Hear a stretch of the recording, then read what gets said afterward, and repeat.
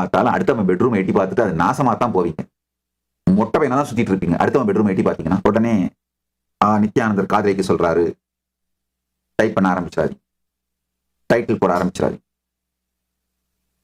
இப்ப நான் சொன்னாலும் சொல்லலினாலும் பண்ணாம இருக்க போறீங்களா? உங்க பாய் ஃப்ரெண்டோ கேர்ள் ஃப்ரெண்டோ அவங்களுக்கு தெரியணும் உங்க வாழ்க்கையில கட்டாயமா அவங்கள தான் நீங்க ப்ரையாரிட்டியா வச்சு முடிவெடுப்பீங்க.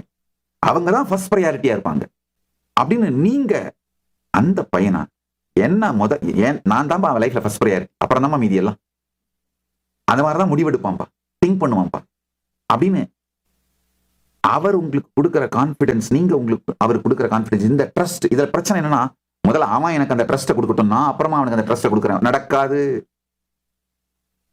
நாம் துவங்குவதுதான் நம்மை தேடி வரும்.